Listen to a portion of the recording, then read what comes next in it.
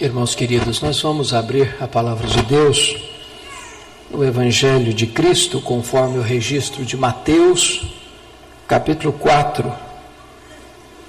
Mateus, capítulo 4. Vamos fazer a leitura até o versículo 11. Mateus 4, de 1 a 11. A seguir foi Jesus levado pelo Espírito ao deserto, para ser tentado pelo diabo. E depois de jejuar 40 dias e 40 noites, teve fome. Então o tentador, aproximando-se, lhe disse: Se és filho de Deus, manda que estas pedras se transformem em pães. Jesus, porém, respondeu: Está escrito: Não só de pão viverá o homem, mas de toda a palavra que procede da boca de Deus. Então o diabo o levou à cidade santa, colocou-o sobre o pináculo do templo e lhe disse: Se és filho de Deus, atira-te abaixo, porque está escrito: Aos seus anjos ordenará a teu respeito que te guardem, e eles te susterão nas suas mãos, para não tropeçares em alguma pedra. Respondeu-lhe Jesus: Também está escrito: Não tentarás o Senhor teu Deus. Levou ainda o diabo a um monte muito alto, mostrou-lhe todos os reinos do mundo e a glória deles, e lhe disse: Tudo isso te darei, se prostrado me adorares. Então Jesus lhe ordenou: Retira-te, Satanás, porque está escrito: Ao Senhor teu Deus adorarás, e só a Ele darás culto. Com isto, o deixou o diabo, e eis que vieram anjos e o serviram. Amém. Irmãos amados, esse texto está registrado nos 3 evangelhos sinóticos, em Mateus, em Marcos e em Lucas.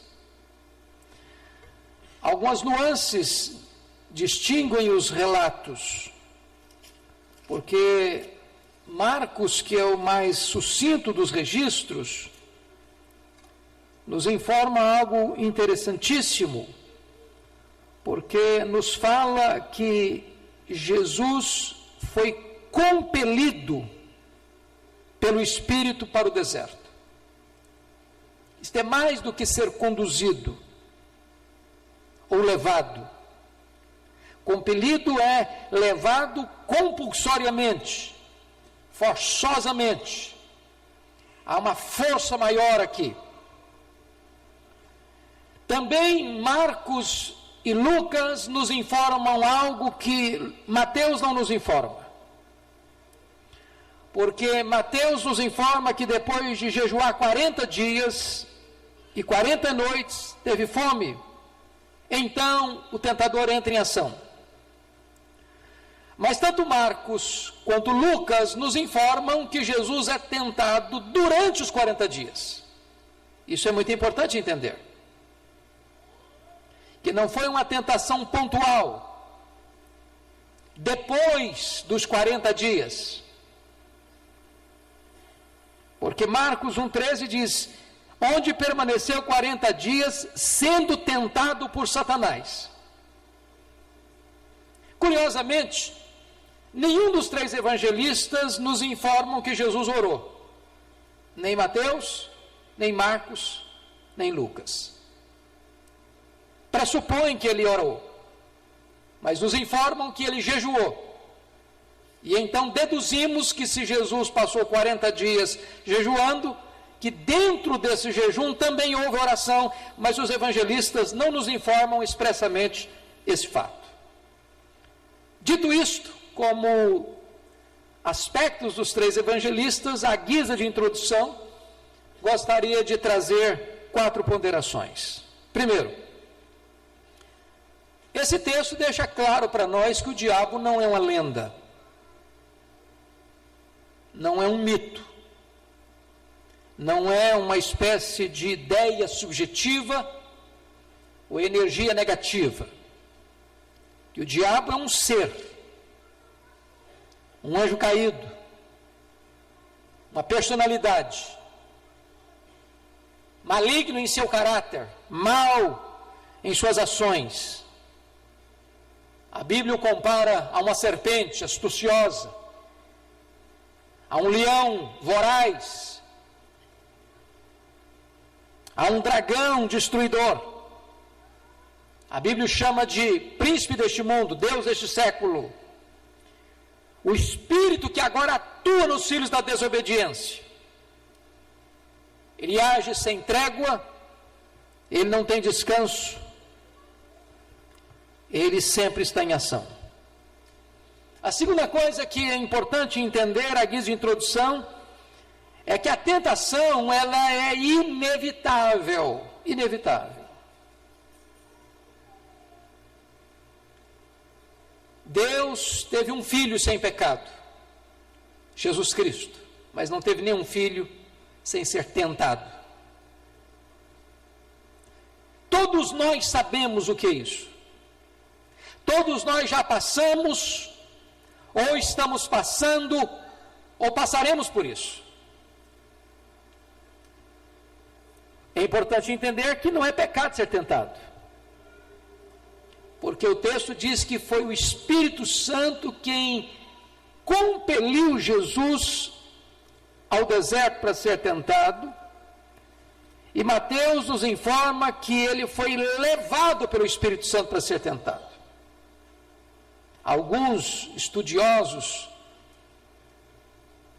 por não temerem a Deus e não estarem calçados com as sandálias da humildade, e nem vestidos pela fiel interpretação das Escrituras, blasfemam dizendo que o Espírito Santo estava em parceria com Satanás para levar Jesus ao pecado. A Bíblia não nos diz isso.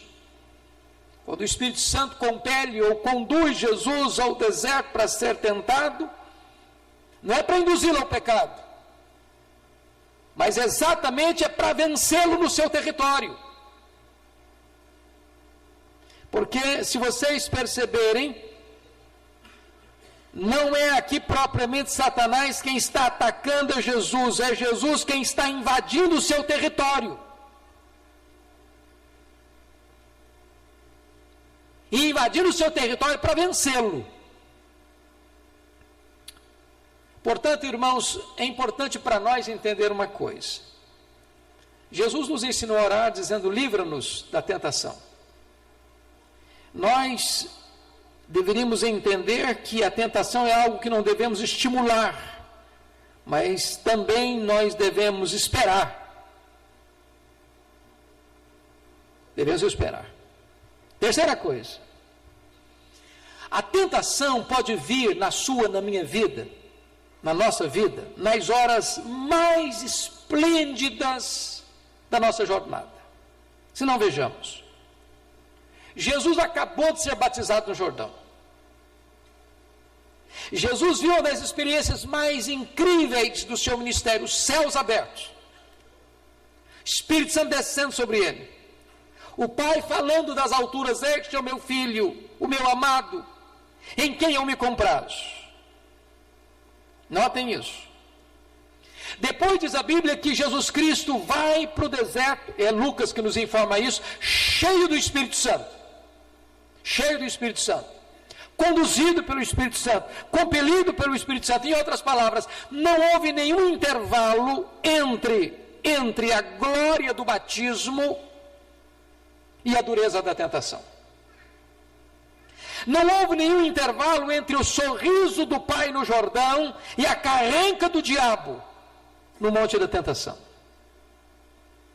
Jesus saiu da água do batismo para o fogo da tentação. Nenhuma transição entre o céu aberto do Jordão e a escuridão medonha do deserto. O que significa isso? Significa que o fato de você ser um crente piedoso, cheio do Espírito Santo, que está sendo guiado pelo Espírito Santo, você não está isento de ser tentado a despeito dessas grandes e gloriosas experiências. Quarto lugar, o mesmo Jesus que venceu o diabo nos assiste quando somos tentados. E eu entendo, irmãos, que uma das razões por que esse texto está na Escritura é exatamente por isso.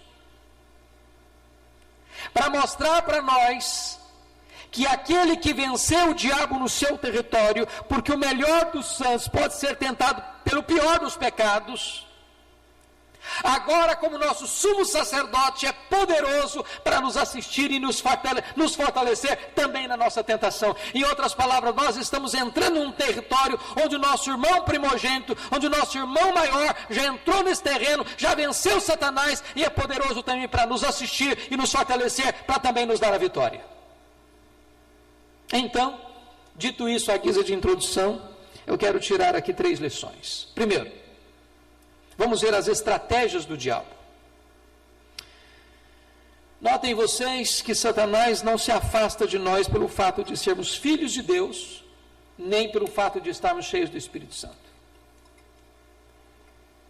A coisa que antecede essa experiência é que Jesus escuta: tu és o meu filho, e o Espírito Santo vem sobre ele, e ele é cheio do Espírito Santo. E aí entra em campo Satanás com a seguinte ideia: se és filho de Deus, primeira coisa, o diabo começa não com uma negação direta, mas com uma dúvida. O diabo é muito astuto.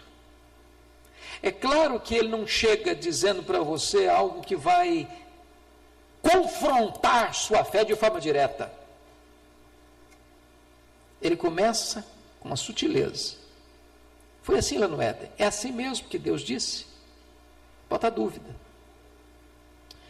Notem que Satanás ou o diabo põe em dúvida exatamente a verdade que Jesus acabara de ouvir no Jordão. Tu és o meu filho. E ele pergunta: se és filho. Terceiro, o diabo pôs em dúvida toda uma vida. Porque, na verdade, quando Jesus chega ao Jordão, chega com 30 anos. E até os 30 anos, Jesus teve plena consciência de que Deus era o seu Pai. Aliás, com 12 anos, ele disse isso lá no templo, para os doutores e para os seus pais.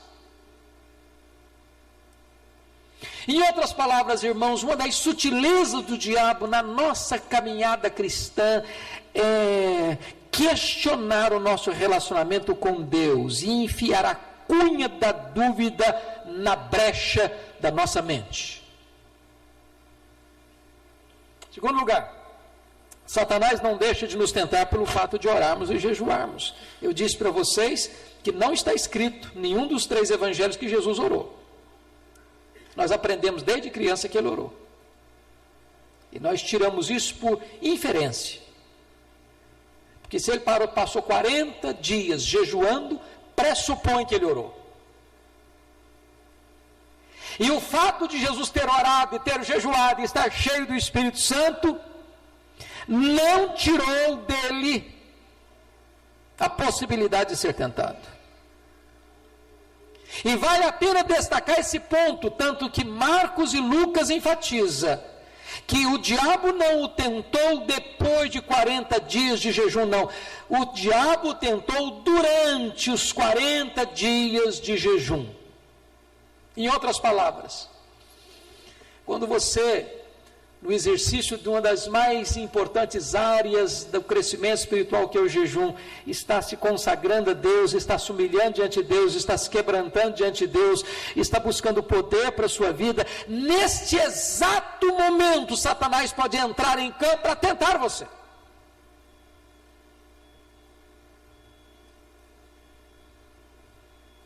Quem não vigia, quem não ora, não consegue resistir a essa tentação.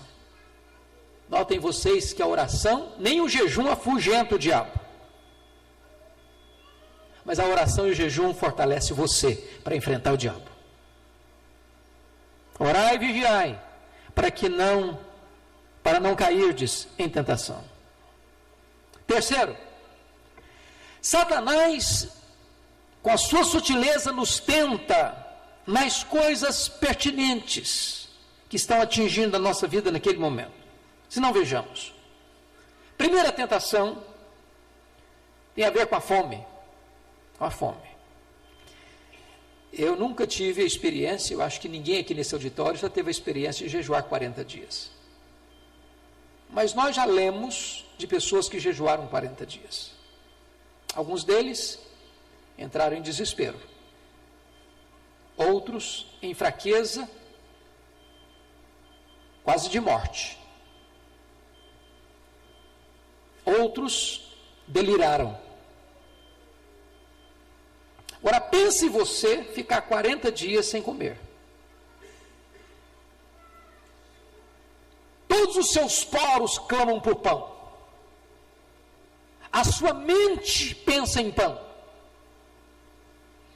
É curioso que Viktor Frankl, que ficou num campo de concentração nazista e sobreviveu ao campo de concentração nazista, disse que o assunto que mais foi conversado, falado, lembrado pelos prisioneiros, não foi liberdade, não foi família, foi pão, foi comida. O diabo está exatamente tentando Jesus num momento em que tudo nele clamava por pão. Em outras palavras, o diabo é muito sutil para exatamente ler a circunstância que você está vivendo, que você está passando, para dessa circunstância entrar com as suas artimanhas para tentar você. Não foi assim com Eva? Ela estava perto da árvore proibida. Não foi assim com Davi? Ele estava de janela aberta, olhando para o quintal do vizinho.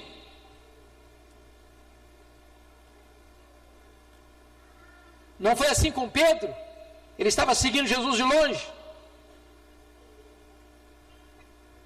Mas notem, o diabo nos tenta naquilo que nós chamamos do nosso ponto forte e do nosso ponto fraco.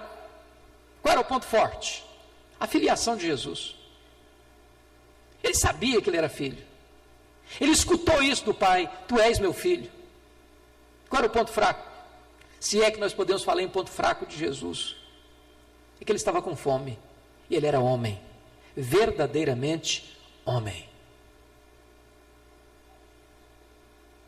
E o diabo tenta nos dois pontos: no ponto forte, se és filho; no ponto vulnerável, então transforma essas pedras em pães.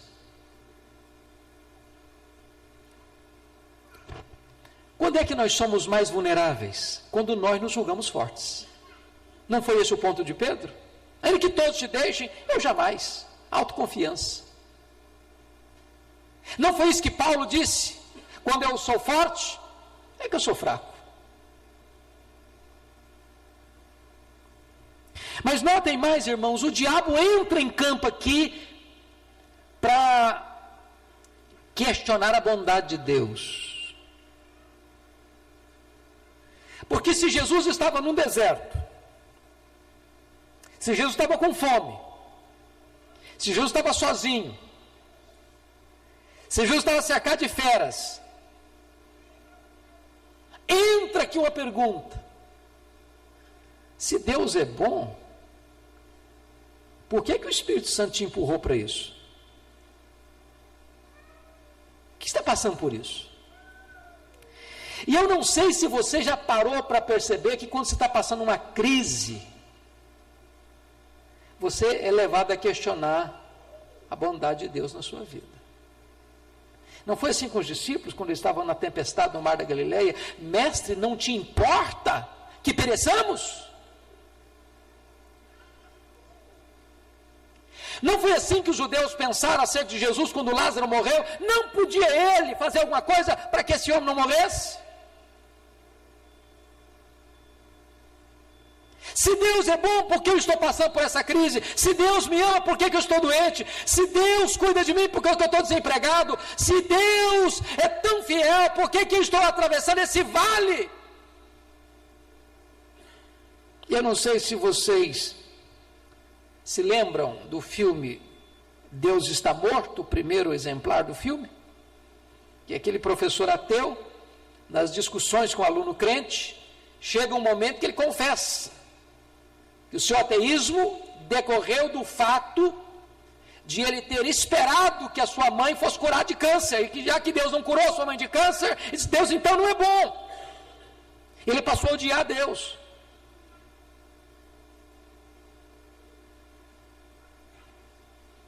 Então, preste atenção, porque Satanás é muito astucioso para pegar as adversidades da sua vida e querer colocar no seu coração, na sua mente, que Deus não ama tanto você assim.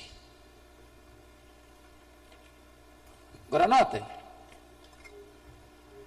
o diabo está aqui explorando também as circunstâncias adversas, porque tudo que está ao redor desse texto retrata isso: a fome, a solidão, as feras, o deserto. Não são boas companhias, nem boa circunstância.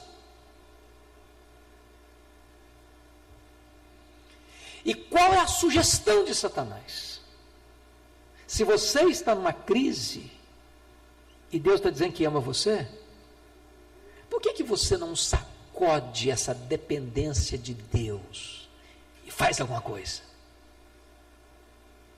Para que você confia em Deus quando a crise chega? Não é a pergunta da mulher de Jó? Ainda conservas a tua integridade, Jó? Amaldiçoa o teu Deus e morre.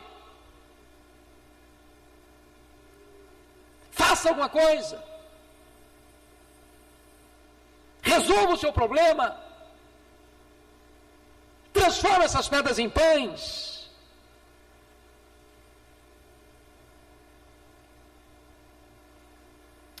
Talvez Satanás estivesse sugerindo mais. Satanás sabia que lá no vale, tinha muita gente com o estômago vazio, muita gente clamando por pão. Que se Jesus transformasse aquelas pedras em pães, ele seria aclamado como um grande herói popular. Talvez Satanás estivesse sugerindo a Jesus a ter um reino de milagres, de pão sem cruz. Mas mais do que isso, o diabo sugere a Jesus a satisfazer imediatamente os seus desejos e necessidades. O prazer, comer é um grande prazer. Concorda comigo? Você quer coisa mais preciosa do que comer? Sobretudo quando você está com fome. Alguém disse que o melhor prato é a fome. Você come um prato de arroz com feijão gostosamente, se você está com fome.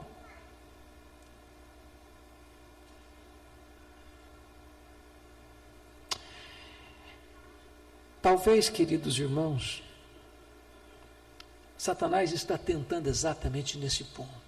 Você está com necessidade? Você quer suprir sua necessidade ou o seu prazer? Faça. Não se reprima. Não é aí o tom da música popular? Não se reprima.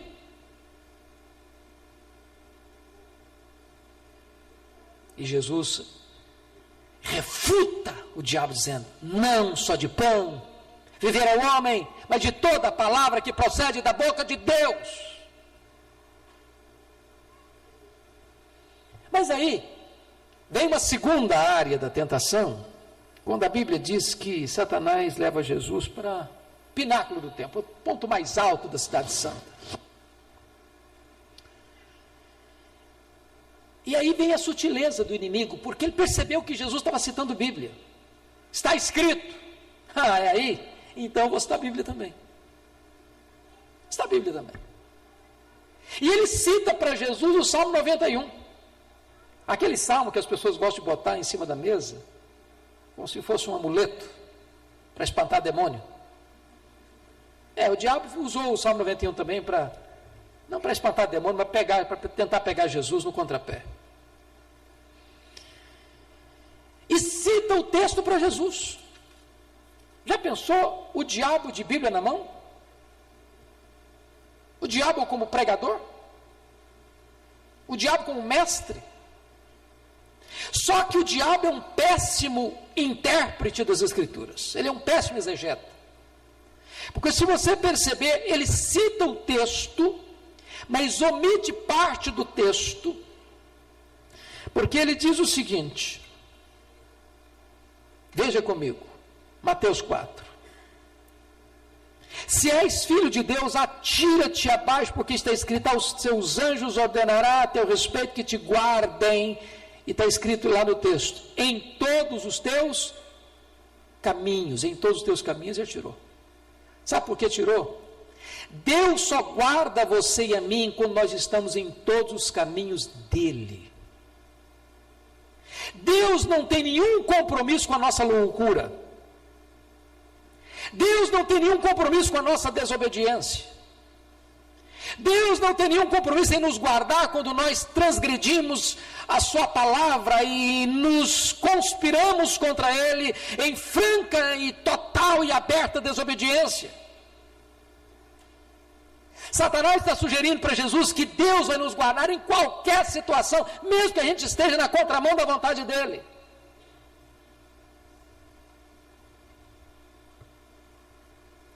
Notem vocês que a proposta de Satanás aqui é de um milagre de exibição. Lança-te daqui para baixo. Não vai acontecer nada. Está escrito. Só que não foi bem isso que Deus prometeu. Deus não prometeu que vai honrar as aventuras e loucuras da nossa presunção. Sabe o que significa isso, irmãos? O diabo quer nos levar a pecar confiados na graça de Deus. Sabe o que significa isso? Pode pecar. Peca. Não vai acontecer nada, não. Deus vai dar um jeitinho. Você vai sair dessa. Você vai escapar. Na hora H, Deus manda o anjo dele e te livra. Quantas pessoas que pecam hoje na pressuposição de que Deus vai perdoar. Vai dar tudo certo. Sabe qual é a resposta de Jesus? Não tentareis o Senhor teu Deus. Não tentarás o Senhor teu Deus. Querer que Deus seja parceiro da nossa loucura é tentar a Deus. Mas aí vem a última tentação. Quando o diabo pega e leva Jesus a um alto monte e mostra todos os reinos da terra. E diz Lucas, o texto paralelo, que Satanás diz para Jesus, olha, tudo isso me foi dado. Sou dono desse negócio todo aí. Agora, se você se prostrar e me adorar, tudo isso eu dou para você. Algumas coisas importantes, que o diabo é um estelionatário. Ele não tem nada, nunca teve nada e jamais terá nada, mas ele acha que tem. E ele promete o que não tem. E é sempre assim. Promete prazer. O que ele dá? Desgosto. Promete liberdade. O que ele dá? Escravidão. Promete felicidade. O que ele dá? Tristeza. Promete vida. O que ele dá? Morte. Ele não teve reino nenhum, nunca teve. O reino dele é de trevas. Mas ele oferece o que não tem. A tentação agora é fazer de Jesus um novo César, um império sem Calvário. E diz a Escritura que Jesus refuta-o dizendo, só o Senhor teu Deus adorarás, só a Ele darás culto, retira de Satanás. E diz Lucas 4,13 que ele se retirou. até momento oportuno. Em outras palavras, nenhum momento na sua e na minha vida é tão perigoso como quando depois de uma grande vitória. Por quê? Porque o fato de você ter vencido um round da luta não significa que você não terá mais luta daqui para frente. A luta vem, a prova chega, a tentação vem com outras roupagens. Por isso, eu gostaria de olhar para esse texto agora, observando como vencer o diabo. Como é que Jesus venceu? Por que Jesus venceu? Como Jesus venceu? Isso é importante para nós. Primeiro, Jesus venceu, por ter uma vida de intimidade com Deus, por meio pressupomos, da oração, claramente do jejum.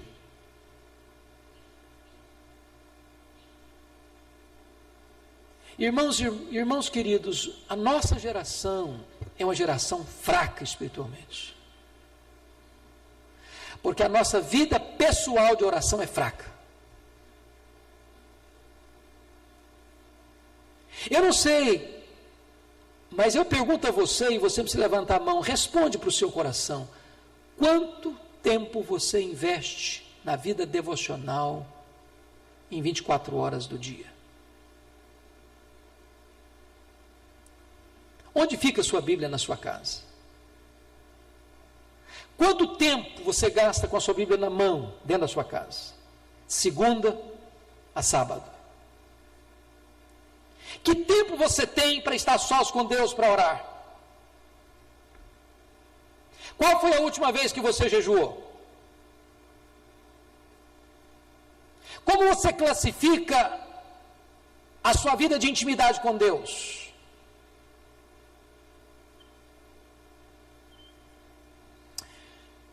Nós não teremos resistência e força para enfrentar essa luta, irmãos, a não ser que nós estejamos revestidos com o poder de Deus, mediante esses exercícios espirituais da oração e do jejum. Segunda coisa, ter uma vida cheia do Espírito Santo. Jesus estava cheio do Espírito Santo, ele foi conduzido pelo Espírito Santo. E sem a plenitude do Espírito Santo, irmãos, nós fracassaremos. Porque você e eu sempre vamos estar cheios, ou do Espírito Santo, ou de nós mesmos.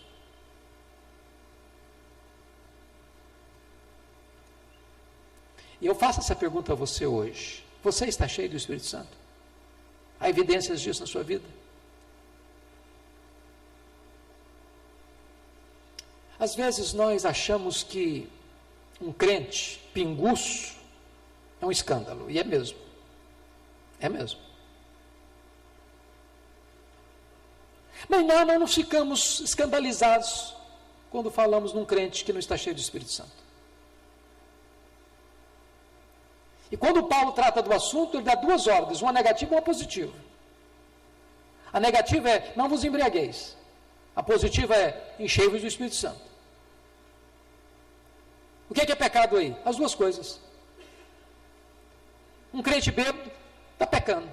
Um crente não está cheio do Espírito Santo está pecando também. A negligência espiritual é um pecado. E a nossa geração está cheia de muita coisa, mas muitas vezes vazia do Espírito Santo de Deus. Terceira coisa, por que Jesus venceu?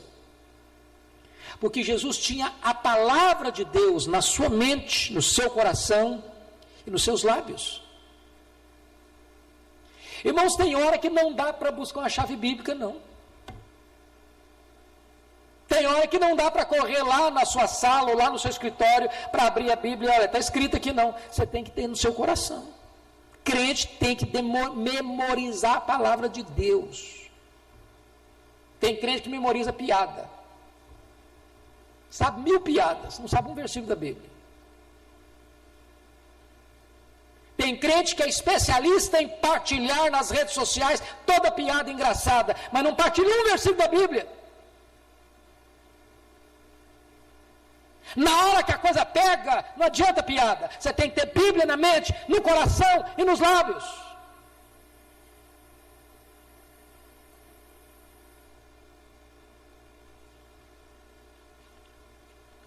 Eu quero concluir que quando Jesus, revestido com o Espírito Santo, oração e jejum, com a palavra de Deus nas mãos, o diabo precisa bater em retirada. E diz a Escritura que então vieram os anjos e o serviram. Quando você rejeita as propostas do diabo, Deus envia a verdadeira provisão que você necessita.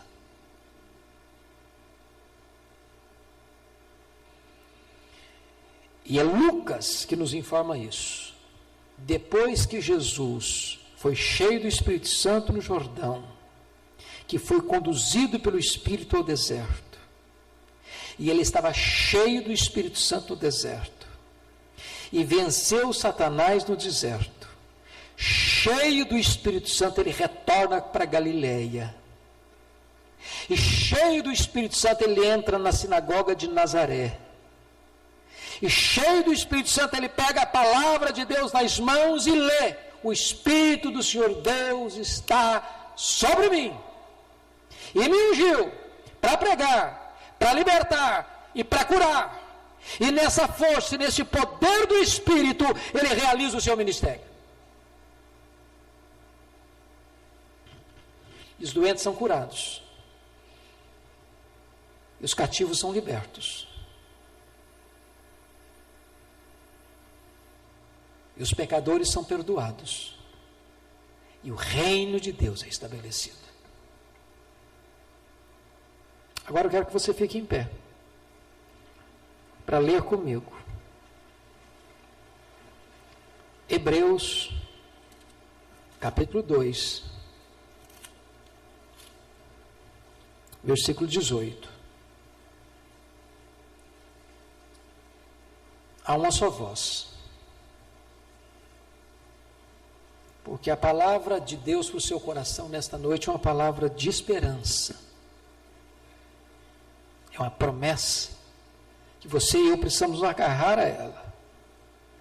Hebreus 2,18. Toda a igreja comigo, por favor.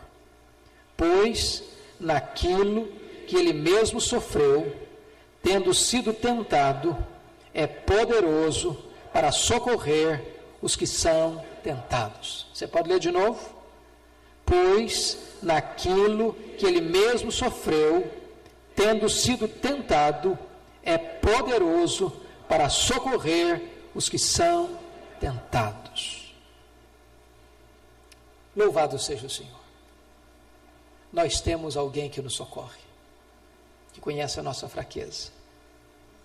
Ele já passou por esse caminho, ele venceu, e ele está do nosso lado. Ele é o nosso advogado, ele é o nosso Senhor, ele é o nosso Salvador. Ele se importa conosco, está pronto a nos assistir, a nos socorrer e a nos dar vitória.